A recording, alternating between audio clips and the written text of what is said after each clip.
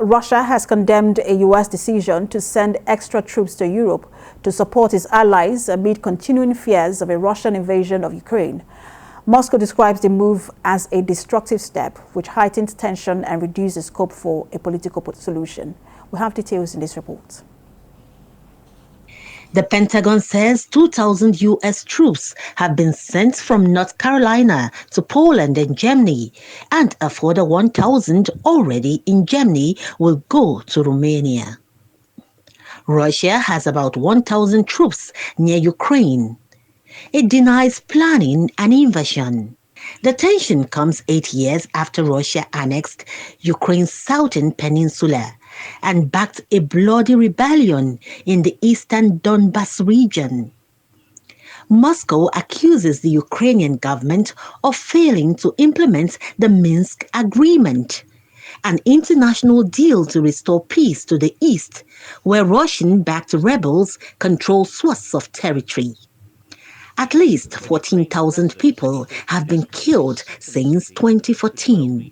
The US and the Western military alliance NATO questioned the continued buildup of Russian forces near Ukraine.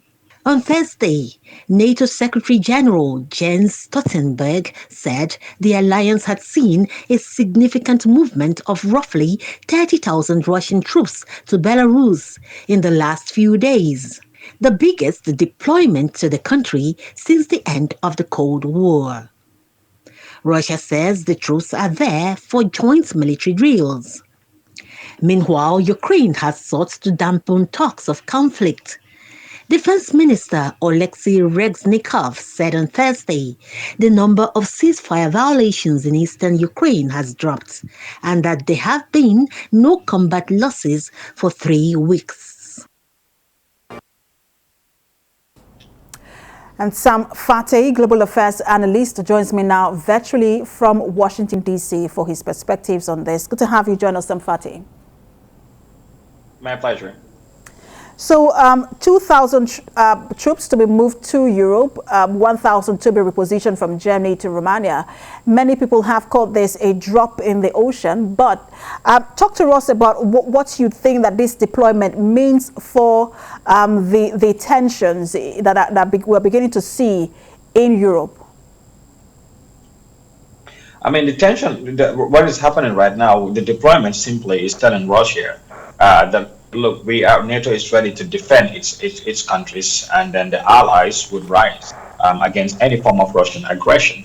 And we know that Ukraine serves as a buffer between Europe and Russia, and that is why Russia is concerned too about Ukraine joining NATO. And I think Ukraine joining NATO over time is going to be inevitable. The best way here is to tell them that, look, they need to find a diplomatic solution. The tone from both Moscow and Washington indicates that. However, none of them are willing to take the risk to say, okay, we've got to sort it right on diplomatic negotiations without having military on standby.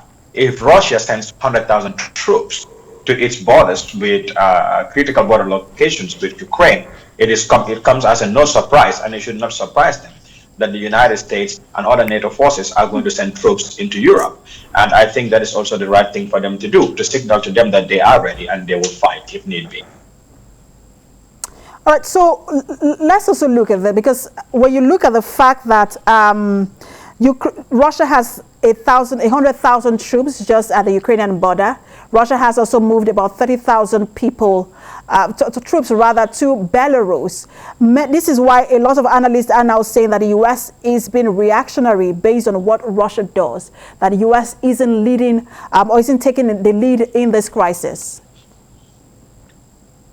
Well, by all indication, the U.S. they are taking a lead. I mean, a lot of the NATO countries rely on the United States and its army and its military equipment. However, the U.S. is not going to make it apparent that they are taking the lead, which is a very strategic one, because they are going to also lead these negotiations as well.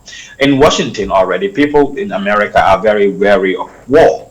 I mean, we just pulled out of Afghanistan after 2 decades. I mean, just a few years ago, the war in Iraq has ended. We were engaged in proxy wars in the Middle East, which we still are, especially when it comes to Syria. The United States is still fighting terrorists. Look, I think the people here are tired of war. It reminds me of what happened right after Vietnam. So the U.S. just plunging into war may be a very difficult one. And the political divide is very apparent.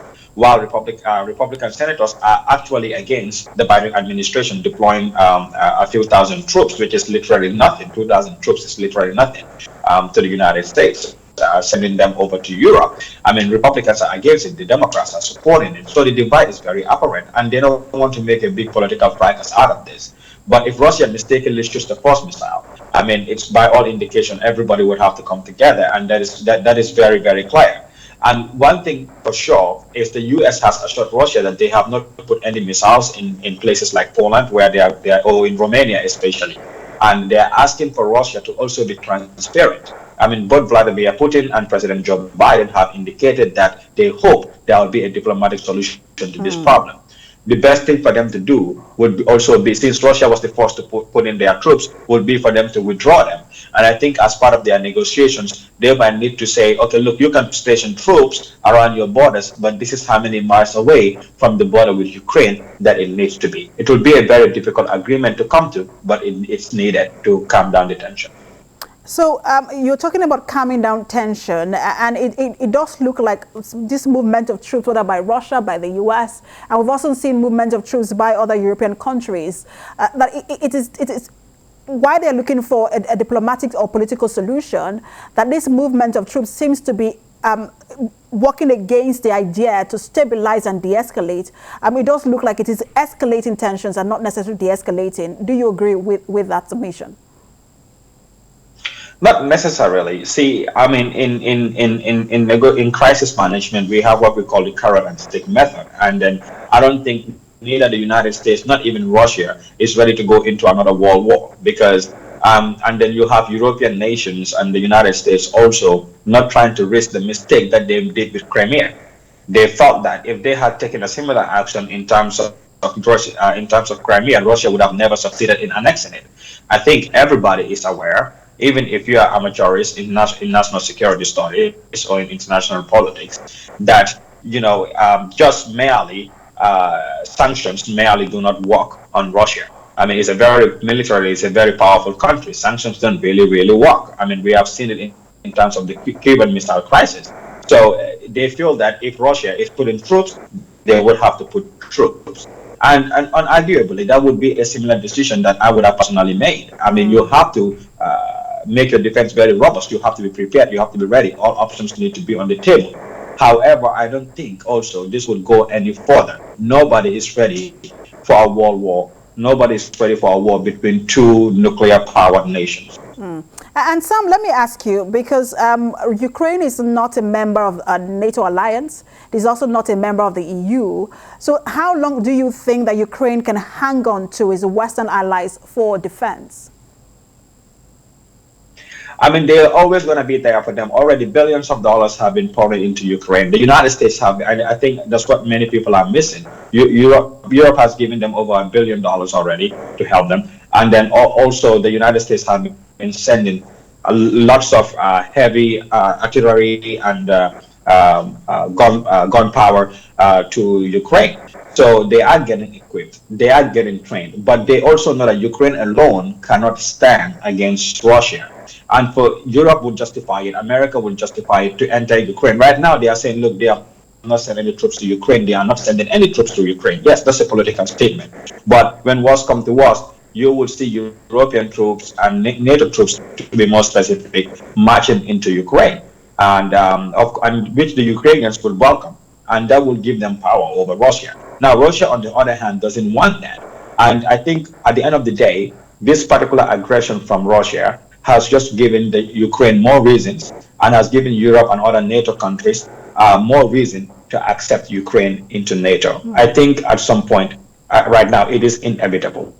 It is going to happen. And joining the NATO alliance would be a win for Ukraine, but is there a way that Ukraine comes out of this without any significant damage? When you also look at what is going on with its economy, it is failing to attract significant foreign direct investment. It is also not, there's a dwindling arrival of tourists to that country. It does also seem that one of the strategies is to ensure that, by Russia, is to ensure that Ukraine is unattractive to foreign investors. So is there a way that Ukraine come out of this without any significant damage, whether there is an invasion or not? You are 100% correct about that. I mean, the economy of Ukraine will be tainted.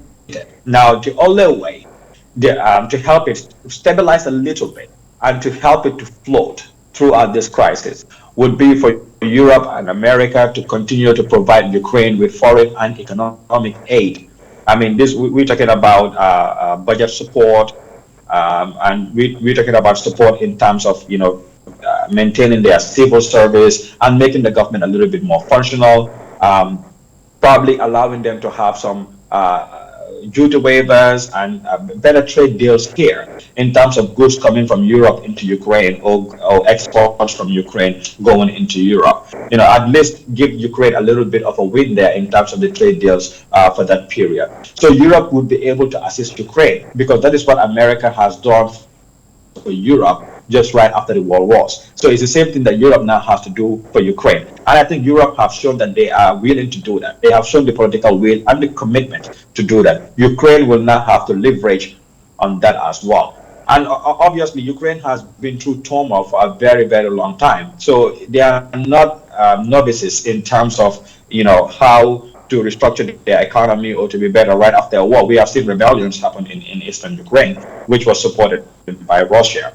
What I'm afraid of is that Russia may not enter Ukraine, but they would be able to support some form of rebellion, which Russians are very, very good at, and provide them with the weapons in order to continue to destabilize Ukraine and make it unattractive. On the other hand, the only way for Ukraine to strongly throw that away would be to join NATO and also to get a lot of economic and financial aid support from Europe, from the European Committee.